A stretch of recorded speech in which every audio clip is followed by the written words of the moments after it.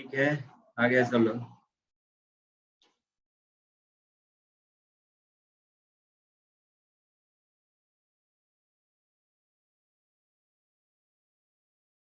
चलिए, तो देखिए इसको सिंप्लीफाई करना है ना। तो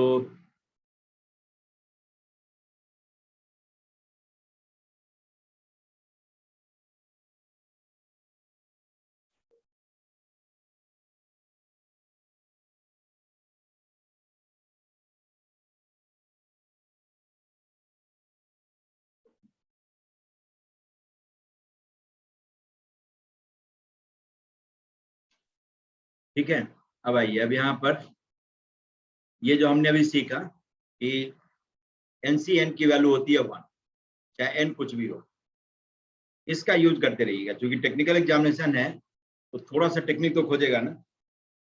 स्ट्रेट फॉरवर्ड माने होने वाला हो तो आपका भी होगा, किसी और का भी होगा, ऐसा तो नहीं हो सकता है जिसने नहीं पढ़ा हो उसका भी हो जाए, जिससे कम पढ़ा है उसका भी हो जाए, ऐसा तो नहीं है। कुछ ना कुछ एक आईक्यू टेस्ट जरूर करेगा, है ना। माइनर होता है, बहुत बड़ी बात नहीं होती है। जैसे कुछ चीज सब कुछ टेक्निक सब अभी सीख गए होंगे और बहुत सारी बात थोड़ा थोड़ा करके सिखाते जाऊंगा। तो देखिए 2C2 के जगह पर मैं 3C3 लिख दूं तो किसी को कोई अब आपत्ति नहीं होगी? नहीं, सब एग्री करेंगे? Yes sir. है ना।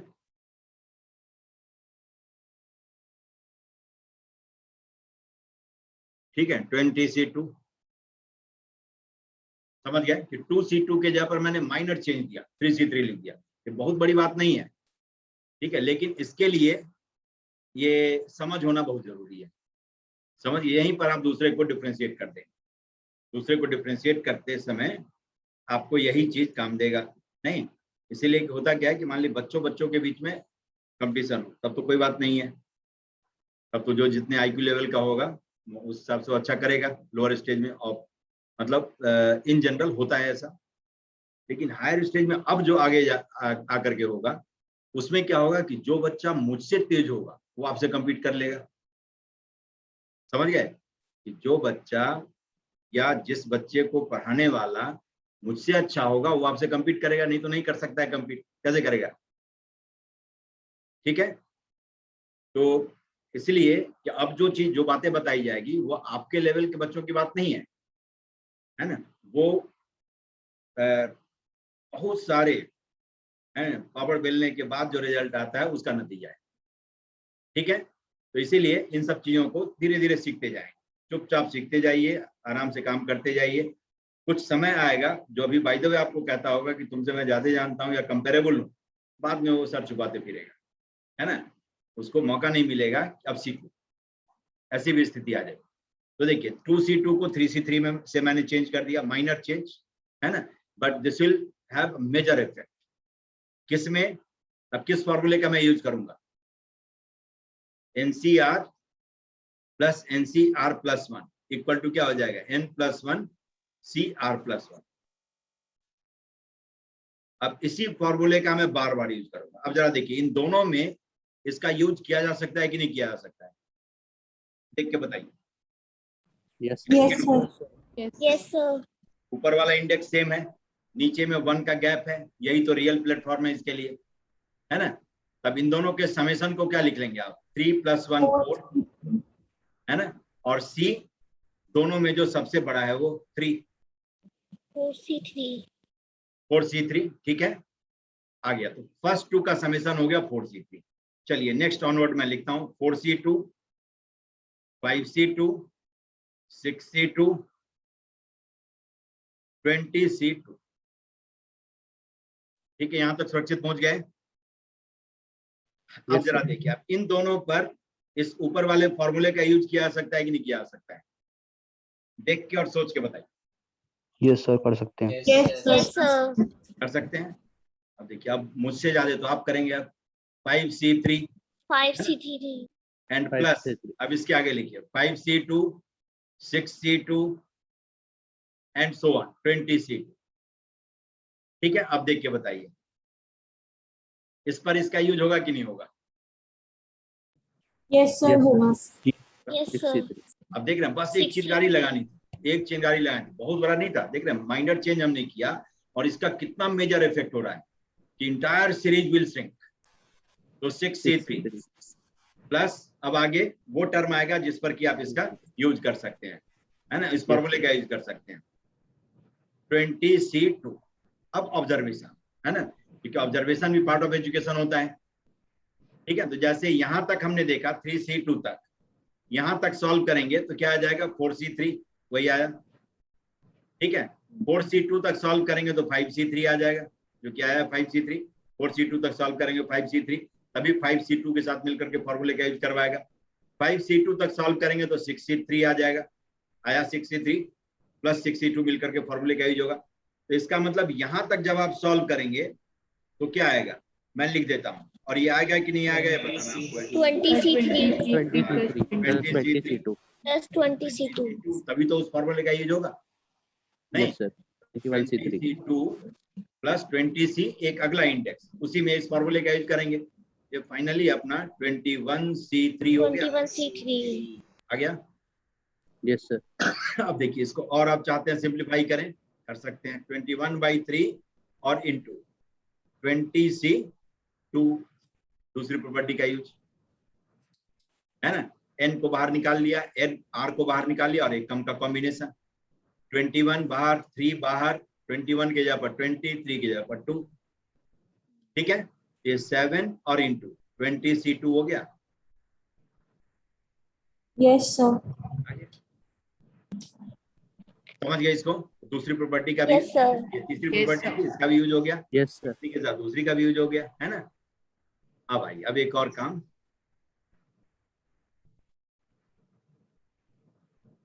जैसे एक मैं लिखता हूं,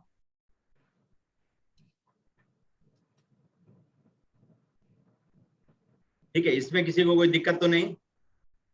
no sir sir no sir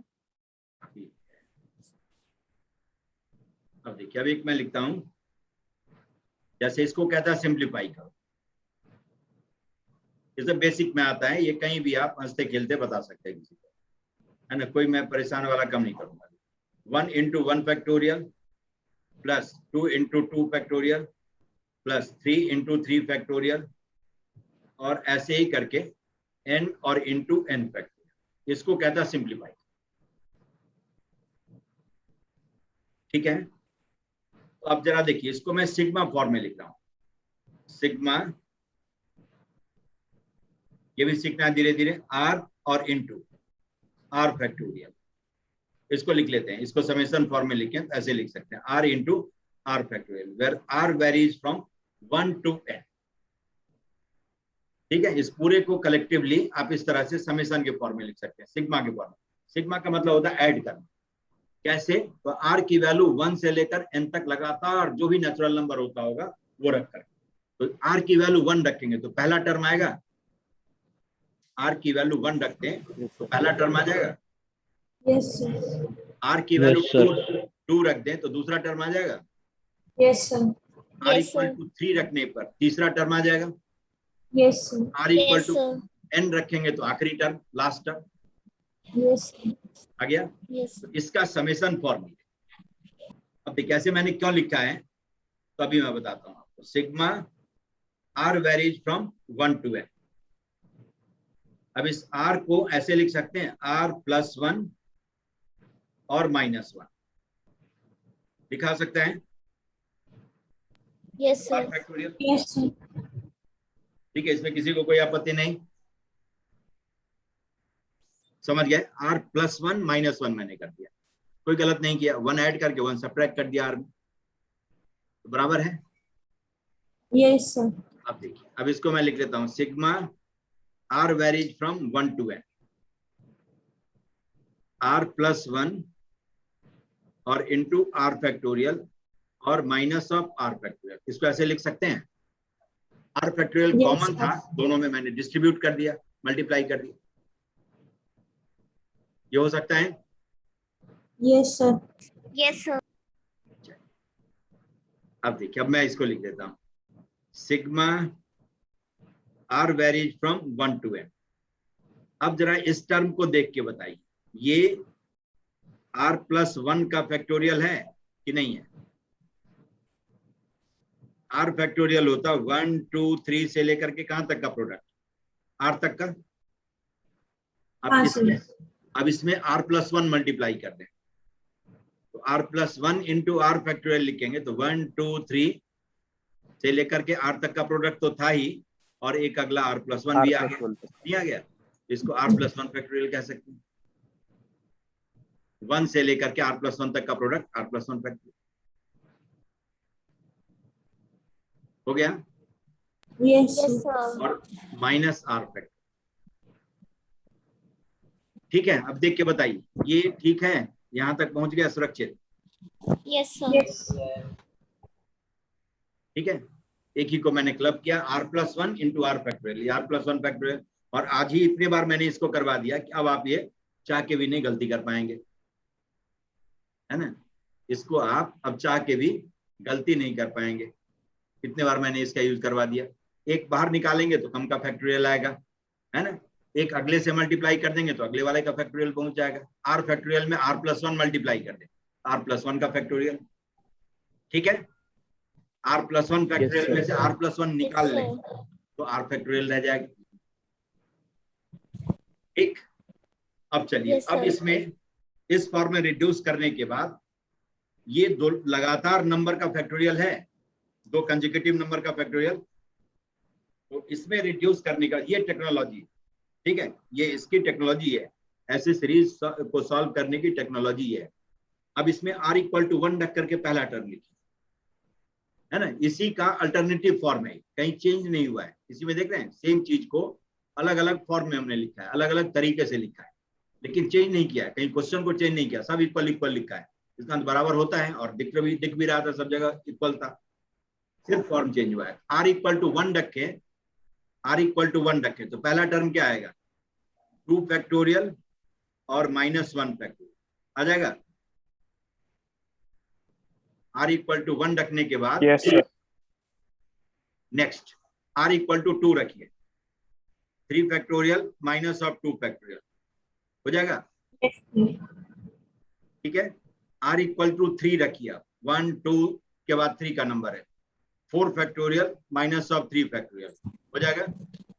Yes, sir. और ऐसे ही लास्ट में r=n रखेंगे तो क्या आ जाएगा, n+1 फैक्टोरियल और -n फैक्टोरियल आ गया।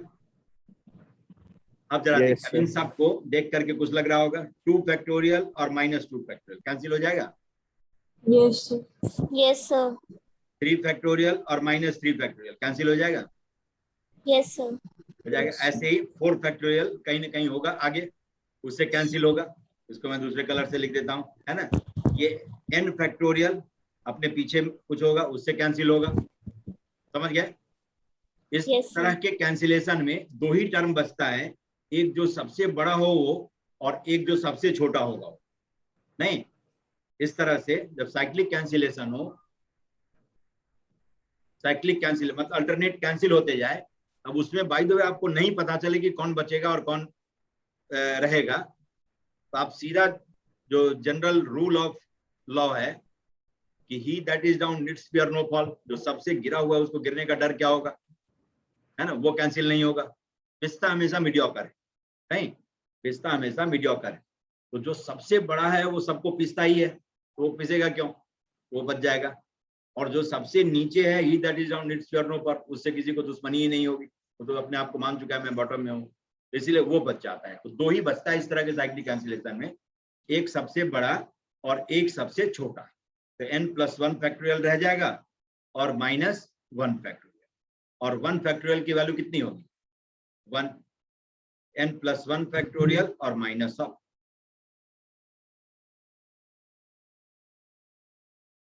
समझ गए। तो इस तरह के सीरीज को सॉल्व करने के लिए ये टेक्निक यूज करते हैं, r को r+1 -1 से रिप्लेस करके एक टर्म को 2 टर्म के डिफरेंस के फॉर्म में एक्सप्रेस करते हैं, एक टर्म को 2 टर्म के डिफरेंस के फॉर्म में एक्सप्रेस करते हैं, और जैसे ही डिफरेंस के फॉर्म में और 2 कंसेक्यूटिव टर्म के डिफरेंस के फॉर्म में, r फैक्टोरियल और r+1 फैक्टोरियल, ये 2 सक्सेसिव फैक्टोरियल है ना, 2 लगातार फैक्टोरियल, इसमें एक्सप्रेस हो गया तो अपने आप फटाफट कैंसिल होते जाएगा, ठीक है। और फाइनली ये आ गया आपका n+1 फैक्टोरियल -1।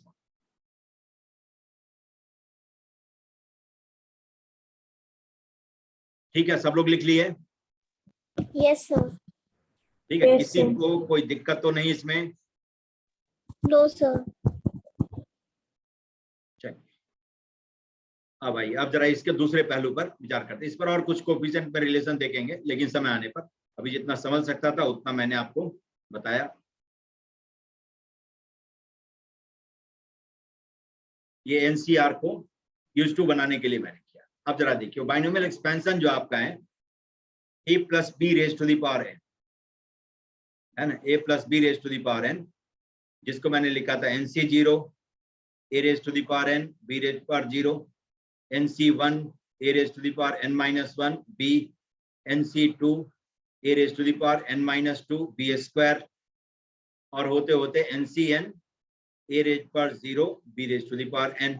नहीं, इसको शॉर्ट में आप ऐसे सिग्मा में ऐसे लिख सकते हैं, NCr a raise to the power n minus r और b raise to the power r varies from 0 to n, ठीक है, and this is valid for n being natural. अब इसमें r की वैल्यू 0 से लेकर के n तक रख के देखिए, यही सब टर्म आ जाएगा। जैसे r इक्वल टू 0 रखेंगे तो पहला टर्म आएगा, r इक्वल टू 0 डाल के देखिए, पहला टर्म है, Yes, sir. r equal to 1 रखेंगे तो दूसरा टर्म, ये r इक्वल टू 1 Yes, के sir. करिस्पॉन्डिंग, ये r इक्वल टू 0 के करिस्पॉन्डिंग, ये r इक्वल टू 2 के करिस्पॉन्डिंग, ठीक है। ऐसे ही ये finally r equal to n रखेंगे तो लास्ट टर्म आ जाएगा, इसीलिए इसको जनरल टर्म कहते हैं। तो general term of a plus B raise to the power n,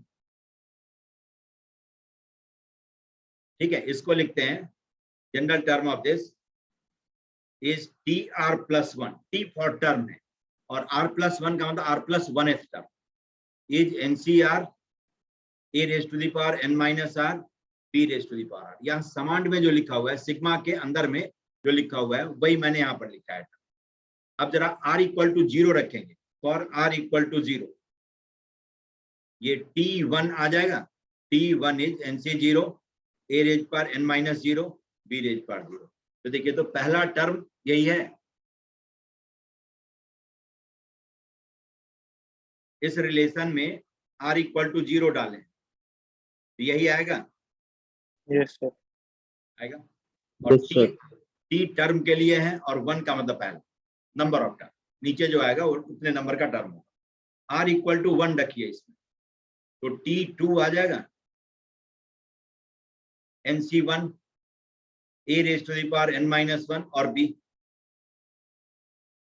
ठीक है, इसीलिए इसको जनरल टर्म कहते हैं। r की वैल्यू जो जहां से जहां तक आपको यूज करना है, 0 से लेकर n तक, उसको रखते जाएं तो जितना टर्म इसमें है वो सब टर्म आ जाएगा। अब जरा देख के बताइए, इसमें नंबर ऑफ टर्म्स कितना है, इस बाइनोमियल में नंबर ऑफ टर्म्स कितना हो? r की जितनी वैल्यू आप यूज करेंगे उतना ही, नहीं? Yes, yes sir. r की कितनी वैल्यू यूज हो रही है इसमें, एन देख के बताना, n एन ठीक से देख के। देख रहे हैं गलती कहाँ पर होती है गिनती करने में, है ना? गिनती कहाँ से शुरू होती है? 1 से सिखाया गया है कि 0 से? जब बचपन में सिखाया गया होगा 1 से ना, कि कहा पहले 0 पढ़ो, 0 बाद में पढ़ाता है ना। 1 से लेकर के n तक n हुआ, और एक r इक्वल टू 0 वाला भी है, n+1 नहीं, इसलिए मैंने लिखा था। समझ गए मैंने क्यों लिखा था? सबके पीछे चाल होती है कि आपके सामने मैं रख दूं, आप उसको आप देख पाए तो छाप देंगे सीधा। तो देखिए, r1 से यहाँ से शुरू होता है, 1 2 से लेकर के n तक, तो n हो गया, और एक 0 वाला भी है, n+1। तो number of terms in binomial is n+1। समझ गए? तो a plus B raise to the power n के एक्सपेंशन में पूछेगा नंबर ऑफ टर्म्स कितना है, तो n+1। समझ गए? Yes, sir. ठीक है। अब जैसे देखिए, पूछता है आपसे, ये पूछ लेगा कि फाइंड कोफिशिएंट ऑफ, ऐसे पूछेगा, coefficient of x raise to the power से 10 इन, आपको ऐसा बाइनोमियल दे दिया, 2/(n या 2x प्लस 3/x², ठीक है, रेज टू द पावर 20। क्या था? Find coefficient of x raise power 10 in this. तो आप क्या करेंगे, इसके लिए जनरल टर्म लिख लेंगे पहले, ठीक है। इसके लिए जनरल टर्म पहले लिख लीजिए। इसका जनरल टर्म लिखें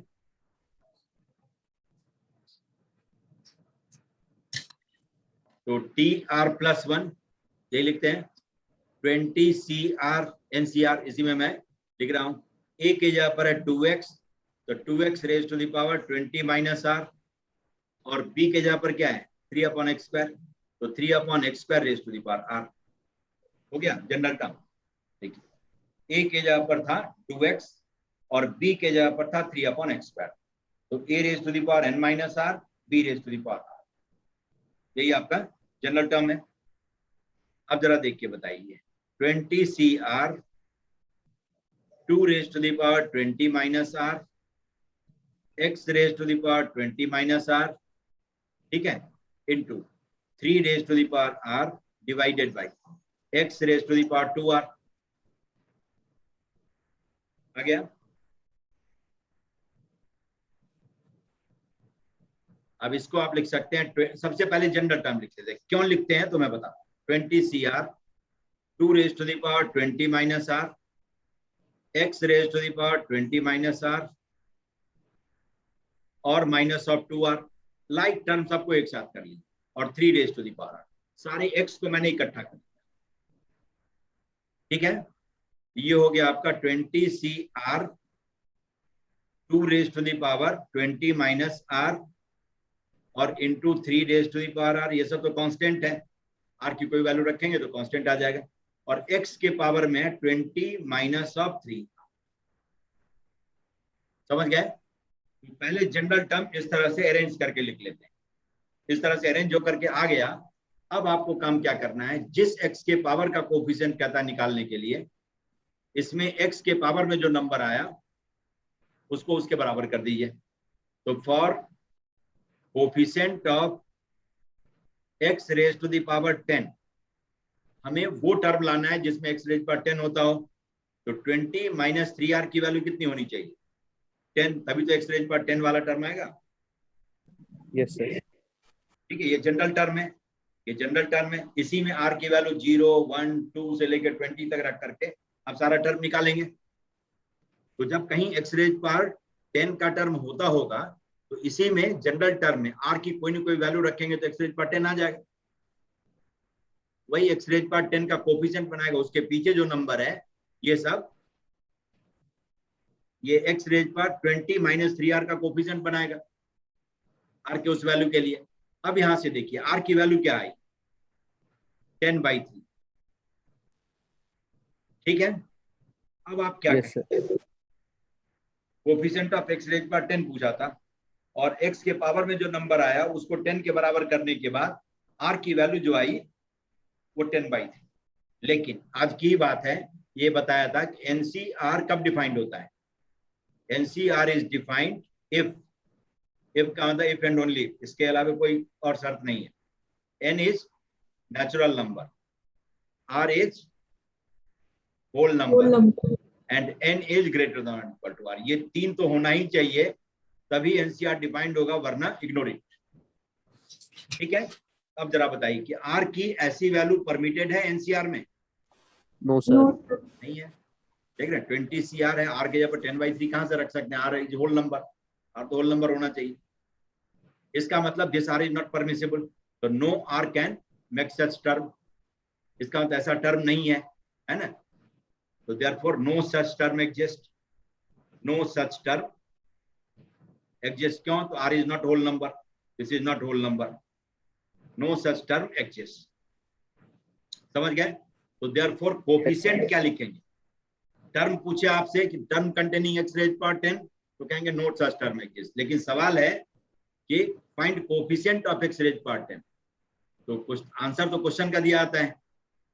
तो coefficient of x raise power 10 क्या लिखेंगे? 0 नहीं है, इसका मतलब क्या है, उसके पीछे 0 लग गया हो, है ना। 0 किसी को भी मिटा देगा। तो 0 into any number, any finite number is 0। तो जब कोफिशिएंट आपसे पूछे x रेज पावर 10 का तो बता देना है 0। क्यों? तो वैसा टर्म है ही नहीं है, इसका मतलब उसको 0 ने खदेड़ दिया होगा। लेकिन पूछे आपसे term containing x raise power 10 तो कहेंगे there is no such term. ठीक है, दोनों चीज मैंने लिख दिया है। पूछता है कि find term containing x raise power 10 in this expansion, तो कहेंगे नो सच टर्म एग्जिस्ट। कहेगा coefficient of x raise power 10 और ऐसा आ जाए r की वैल्यू तो कहेंगे कोफिशिएंट इज 0। सर हाँ सर जनरल टर्म आपने इसकी कैसे निकाली, एक बार और बता दीजिए। कौन सा? सर ये इसी वाला? क्वेश्चन में। ये यस सर, यस सर।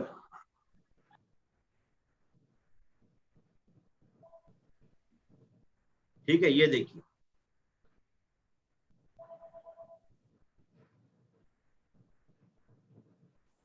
ये है, ऊपर में देखिए और नीचे देखिए,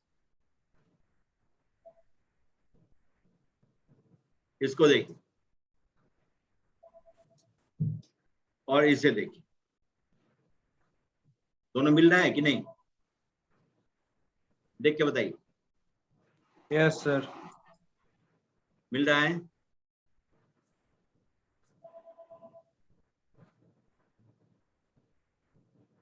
बताइए। जी सर।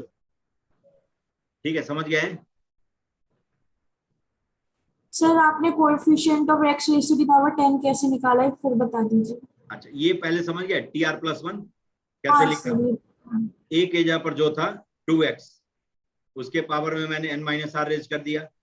b के जगह पर है 3/x², उसके पावर में r रेज कर दिया, वही तो लिखना था।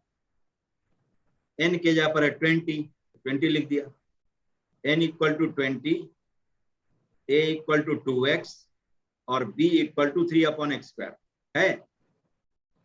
Yes sir. Yes, sir. आ गया? Yes sir. चलिए नेक्स्ट देखिए। अब क्या है, x के पावर में देखिए, हमें कहा था coefficient of x raise power 10 बताओ, है ना? इसका मतलब x रेज पावर 10 के पीछे कौन सा नंबर होगा वो बताना है। कोफिशिएंट का मतलब ये। yes, तो इन सबको सिंप्लीफाई करके हमने ये लिख दिया है। सिंप्लीफिकेशन में कोई दिक्कत तो नहीं है? ये देख के नो बताइए। सर। ये सबको मैंने सेपरेट कर दिया है, लाइक टर्म को, एक तरह के टर्म को एक जगह लाने के लिए, खास करके x को एक जगह कलेक्ट करने के लिए। तो डिवीजन में बेस सेम हो तो पावर्स आर सबट्रैक्टेड, इसीलिए x raise power 20 minus r numerator में था और डिनोमिनेटर में x रेज पावर 2r था, इसलिए 20 माइनस 3r हो गया। हो गया? यस। अब x के पावर 10 का कोफिशिएंट कहता है तो पावर को 10 कर लेंगे। तो 20 माइनस 3r को हमने 10 किया, r की वैल्यू क्या निकल के आई? 10/3। क्या है कि नहीं? 3r और 10 को एक्सचेंज कर लीजिए, r की वैल्यू आ जाएगी 10/3। नहीं, yes, sir. 3r Yes, equal to 20 minus 10, r equal to 10/3। ठीक है, अब ये r की परमिसिबल वैल्यू है ही नहीं। क्यों? तो r तो होल नंबर होना चाहिए, एनसीआर में r होल नंबर होना चाहिए। ये पहले ही डेफिनेशन में ही था। ये तभी डिफाइंड होता है जब ये 3 शर्त माने। ठीक, तो इसका Yes, मतलब sir. क्या है कि ऐसा कोई टर्म ही नहीं होता होगा, ऐसा कोई टर्म इसमें होगा ही नहीं, वरना आ ही जाता। r की कोई ना कोई वैल्यू रखने के बाद r की वैल्यू 0 से लेकर 20 तक रखते हैं तो कोई ना कोई ऐसा r होता जो x के पावर में नंबर ले आए, लेकिन आ नहीं सकता। इसका मतलब ऐसा टर्म नहीं है। अब टर्म पूछता तो कहते there is no such term, पहला जवाब ये वाला। लेकिन पूछा क्या है कि फाइंड coefficient of x raise power 10 और ऐसा टर्म नहीं है, इसका तो कोफिशिएंट क्या लिख देंगे? 0। ठीक है, सर कोएफिशिएंट ऑफ 10 का क्या मतलब?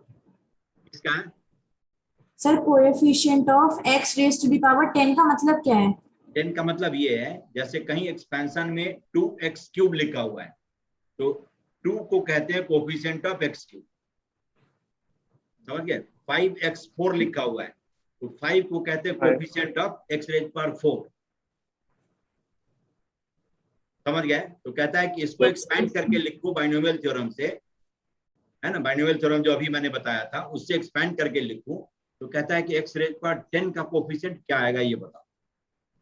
x रेज पावर 10 के पीछे क्या नंबर लगा हुआ हो। तो हमने देखा कि x रेज पावर 10 नाम की कोई चीज ही नहीं है। अब कोफिशिएंट कहता है तो क्या बताना होगा, ऐसा टर्म नहीं है, किसके कारण, जीरो लग गया होगा। सर समझ में आ गई। तो 0 into x raise power 10 is 0, खत्म। ऐसा कोई टर्म नहीं है उसमें। जैसे एक्स रेज पावर 4 नहीं होता होगा तो इसके पीछे क्या लग जाएगा, 0 इंटू एक्स रेज पावर 4, ये नहीं होगा। आ गया सर समझ में आ गया। Yes sir. कोफिशिएंट सर का एक बार मतलब, सर ऊपर सिंपलीफिकेशन कर दीजिए। कोफिशिएंट का मतलब है ना, एक्स रेज पावर 10 के पीछे जो नंबर है वो, दैट इज कोफिशिएंट। जैसे x raise power 20 minus 3r का कोफिशिएंट है ये 20cr 2 raise power 20 minus r into 3 raise power r, ये x raise power 20 minus 3r का कोफिशिएंट। अब इसी में देखिए जिसमें आएगा वो मैं बता देता हूँ, है ना। जैसे पूछता है आपको coefficient of x raise power 5 बताओ, है ना, ये कहता है इसी में एक्स रेज पावर 5 का कोफिशिएंट बताओ। तो आप क्या करते हैं, 20 माइनस 3r को किसके बराबर करेंगे, 5 के बराबर। R5 आ गया। हाँ, 3r इक्वल टू 15, तो देयरफॉर r इक्वल टू कितना आ गया, 5, 5। r equal to 5। तो क्या लिखेंगे आप, therefore coefficient of x raise to the power 5 is 20c5। ठीक है। अब इसमें आप ये जो आपका कोफिशिएंट है इसमें r के जगह पर 5 डाल दीजिए, into 2 raise to the power 15 into 3 raise power 5, this is coefficient. Yes sir. अब समझ गए क्या करना है, क्योंकि ये 5 होल नंबर है और 0 से 20 के बीच का है, ये परमिसिबल तो होगा नहीं। आ गया सर। आगे बात समझ में, यस सर। ठीक है।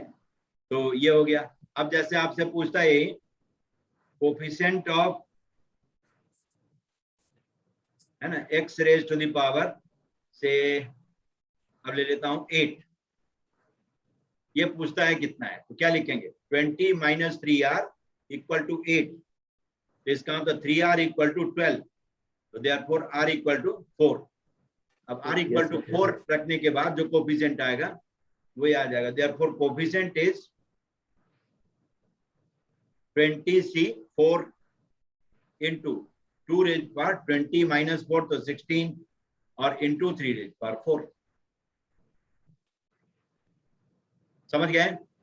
Yes sir. सर इसीलिए हमने R की कंडीशन को होल नंबर में लिया था, तो 10/3 नहीं एप्लीकेबल होता बाइनोमियल थ्योरम के अनुसार। हाँ नहीं होता, ये तो पहले लिखा था ना, ये तो पहले यस सर। जिस समय शुरुआत हुई है उसी समय मैंने दिल खोल करके लिख दिया है कि क्या होगा नहीं होगा। नहीं देख रहे हैं, मेरी गलती नहीं है इसमें। ये पहला देखिए कितने बोल्ड में मैंने लिखा था, घेर के लिख दिया था। ये तभी डिफाइंड होगा क्योंकि फैक्टोरियल सिर्फ होल नंबर का ही डिफाइंड होता है और r पर फैक्टोरियल है, क्यों उसका भी जवाब देते हुए चला था। ठीक है, अभी तक जो समझ सकते हैं वो, और आगे जाकर के और इस पर बहुत क्लियर पिक्चर में सब बात बताऊं। ठीक है, समझ गए। Yes sir. अब देखिए, अब आपसे पूछे कि find term independent of x, ये भी सवाल होता है, find term independent of x. ठीक है, तो इसका मतलब क्या है कि 20 माइनस 3r को क्या करेंगे, 0 के बराबर, तभी तो x से इंडिपेंडेंट टर्म होगा, मतलब वो टर्म जिसमें x नहीं हो।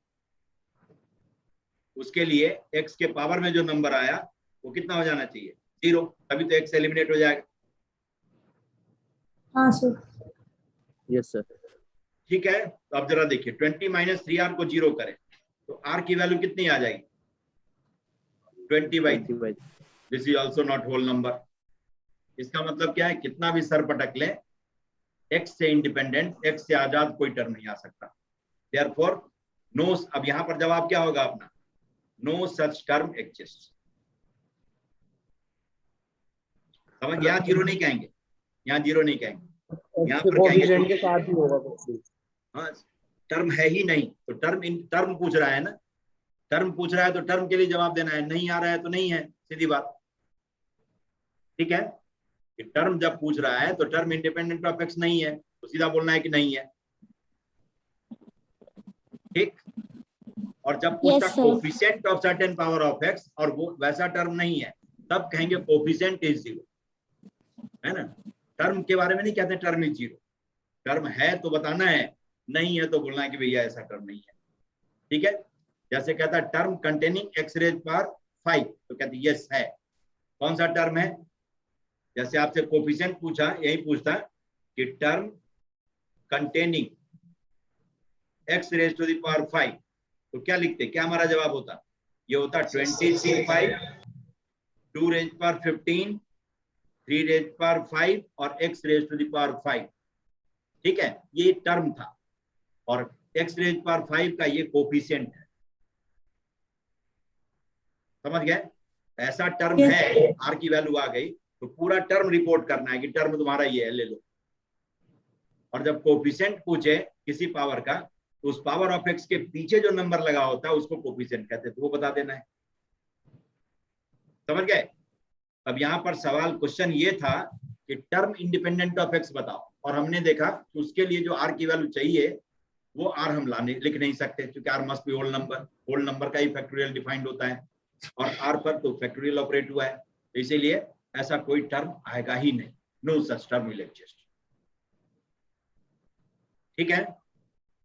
Yes, sir. समझ गए कि जवाब हमारा होगा क्वेश्चन को देखकर। अब जरा देखिए, अब एक जैसे आपको ये कहता है, इसी में कर दें कि 2x plus 3/x² raise to the power 30 है। इन दिस कहता है कि find term independent of x, ठीक है, इंडिपेंडेंट ऑफ x ऐसा कह देता है। तो सबसे पहले तो जनरल टर्म लिखेंगे आप, tr+1, क्या लिखेंगे? 30cr 2x raise to the power 30 minus r, ठीक है, और 3/x² raise to the power r, ये हो गया। अब सारे x को सेपरेट करिए, 30cr 2 raise to the power 30 minus r, x raise to the power 30 minus r, फिर हो गया into 3 raise to the power r divided by x raise to the power 2r, हो गया। इसको आप लिख सकते हैं 30